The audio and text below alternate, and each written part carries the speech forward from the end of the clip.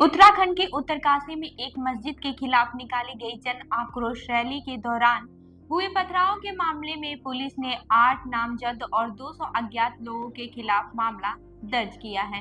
Rally में हिंसा भड़कने से कई पुलिसकर्मी और प्रदर्शनकारी घायल हुए हैं। 24 अक्टूबर को हिंदू संगठनों ने मस्जिद को अवैध और सरकारी जमीन पर बनी हुई बताते हुए ये रैली निकाली थी। मस्जिद कमेटी का दावा है कि उनके पास मस्जिद के वैध दस्तावेज है। रैली के दौरान हिंसा के बाद इसी दिन देर रात मुकदमा दर्ज किया गया। इस बीच कांग्रेस ने राज्य सरकार पर सांप्रदायिक तनाव बढ़ाने का आरोप लगाया है, जबकि बीजेपी ने इसे अवैध कब्जों के कारण का परिणाम बताया है। स्थिति नियंत्रित में करने के लिए पुलिस के इलाके में फ्लैग मार्च किया गया और धारा 163 लागू की गई। रैली कैसी हो गई हिंसक, ये भी जान लेते हैं। गुरुवार को उत्तराखंड के उत्तरकाशी जिले में हिंदू संगठनों ने जामा मस्जिद की वैधता पर सवाल उठाते हुए जन आक्रोश रैली का आयोजन किया था। इसमें संयुक्त सनातन धर्म रक्षक दल और अन्य हिंदू संगठनों ने हिस्सा लिया। स्थानीय व्यापारियों ने भी बाजार बंद कर इस रैली का समर्थन किया। मस्जिद तक जाने वाले रास्तों पर प्रशासन ने बैरिकेडिंग लगाकर सुरक्षा बढ़ा दी थी और भारी पुलिस बल तैनात किया गया था। रैली जैसे ही मुख्य बाजार से होते हुए भटवाड़ी रोड तक पहुंची, पुलिस ने बैरिकेडिंग कर प्रदर्शन को रोका। इस दौरान प्रदर्शनकारियों और पुलिस के बीच तीखी बहस हुई, जो बाद में हिंसा में बदल गई। प्रदर्शनकारियों ने पुलिस पर पथराव किया, जिससे कई पुलिसकर्मी घायल हो गए। इसके बाद से पुलिस ने भी भीड़ को नियंत्रित करने के लिए बल प्रयोग किया। घटना के बाद गढ़वाल आईजी करण सिंह नगत्याल ने कहा कि कुछ संगठनों का दावा था कि मस्जिद अवैध है, लेकिन डीएम की जांच में पाया गया है कि यह मस्जिद निजी जमीन पर बनी है और वैध है। उन्होंने कहा कि इस तरह की कोई भी बात नहीं है कि ये मस्जिद अवैध तरीके से बनाई गई हो, बल्कि ये मस्जिद वैध तरीके से बनी है और बहुत पुरानी बनी हुई है। आईजी ने यह भी बताया है कि देवभूमि रक्षा अभियान के संस्थापक स्वामी दर्शन भारती और श्री राम सेना के जितेंद्र चौहान ने प्रदर्शन की अनुमति ली थी और निराधारित रूट पर ही रैली निकाली। अब ये भी जान लेते हैं कि दोनों पक्ष क्या क्या दावा कर रहे हैं। उत्तरकाशी मस्जिद कमेटी के सदस्य इश्तियाक अहमद का दावा है कि 1.5 महीने पहले कुछ संगठनों ने मस्जिद की जानकारी आरटीआई के तहत मांगी थी। अहमद कहते हैं कि शायद उस वक्त लोक सूचना अधिकारी ने उनको अधूरी जानकारी ही उपलब्ध कराई। इसके बाद से ऐसा माहौल तैयार किया गया जैसे मस्जिद सही में अवैध है। इश्तियाक ने कहा कि हम 12 सितंबर को डीएम के पास सभी दस्तावेज लेकर पहुंचे और सत्यापन करवाया, जिसमें मस्जिद को वैध पाया गया। डीएम ने अगले दिन अखबारों में भी मस्जिद की वैधता की पुष्टि की।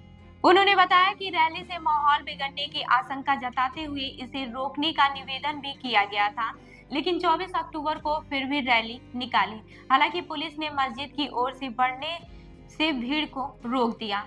इश्तियाक अहमद का कहना है कि मस्जिद पूरी तरह से वैध है और इसके प्रमाण उनके पास मौजूद हैं। उनका दावा है कि मस्जिद की रजिस्ट्री 1969 में 5 लोगों रमजान अली, हमीद बेग, यासीन बेग, अली अहमद और इलाही बख्श के नाम पर हुई थी, जिन्होंने बाद में यह संपत्ति मस्जिद के नाम पर कर दी थी। देवभूमि रक्षा अभियान के चेहरे स्वामी दर्शन भारती पथराव और लाठीचार्ज में घायल हुए लोगों में शामिल हैं। वो अपने तीखे भाषणों के लिए जाने जाते हैं। भारती का कहना है कि 24 अक्टूबर को हिंदू संगठनों की रैली का उद्देश्य मस्जिद को अवैध बताते हुए इसका विरोध करना था। वह कहते हैं कि वो मकान या मस्जिद सरकारी जमीन पर है, जिला प्रशासन उस जमीन को वैध कर रहा है, लेकिन हमारा कहना है कि वह जमीन अवैध है। पहले सूचना के अधिकार में जिला प्रशासन ने जो जानकारी दी, उसके अनुसार उस जमीन पर कोई मस्जिद दर्ज नहीं है। भारती का दावा है कि रैली के दौरान एक बोतल पुलिस पर फेंक दी गई, जिसके बाद से लाठीचार्ज हुआ। अपने दावे में वे कहते हैं कि कुछ वीडियो के माध्यम से हमें यह भी पता चला है कि जहां मुस्लिम रहते हैं वहां से भी पत्थर फेंके गए। इस घटना में मेरे 4 सुरक्षाकर्मी घायल हो गए और मेरे 5 लड़कों के सिर फट गए। उसके बाद रैली में मौजूद लोगों ने पुलिस को सड़क पर दौड़ाया, जिसमें पुलिस के जवान भी घायल हो गए।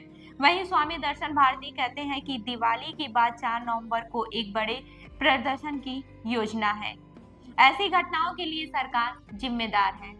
इसी बीच प्रदेश कांग्रेस उपाध्यक्ष सूर्यकांत धस्मान ने हाल ही में प्रदेश में हुई सांप्रदायिक घटनाओं और उत्तरकाशी मामले के लिए राज्य सरकार को जिम्मेदार ठहराया है।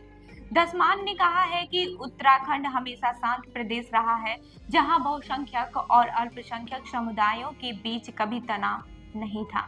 उन्होंने आरोप लगाया है कि प्रदेश में मौजूद सरकार जनता के असल मुद्दों से ध्यान भटकाने के लिए इस तरह के मुद्दों को खड़ा कर रही है, ताकि उसे जनता का जवाब न देना पड़े। धमसान का कहना है कि जब जिले के डीएम ने मस्जिद को वैध बताया है, तो ऐसे में कौन लोग हैं जो दंगा भड़काने का काम कर रहे हैं। गैर कानूनी गतिविधियों पर सख्त कार्रवाई होगी। बीजेपी प्रवक्ता गौरव पांडे का दावा है कि कुछ बाहरी लोग देवभूमि में आकर माहौल खराब कर रहे हैं।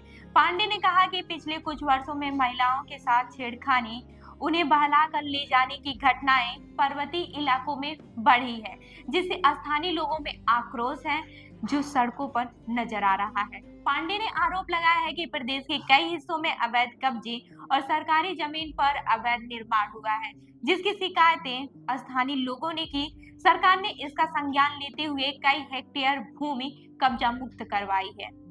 उन्होंने कहा कि पुष्कर सिंह धामी सरकार में किसी को भी कानून हाथ में लेने की अनुमति नहीं दी जाएगी और दोषियों पर सख्त कार्रवाई होगी। उनका कहना है कि चाहे कोई भी धर्म हो, समुदाय हो, अगर कोई कानून हाथ में लेगा तो उनके खिलाफ सख्त कार्रवाई की जाएगी।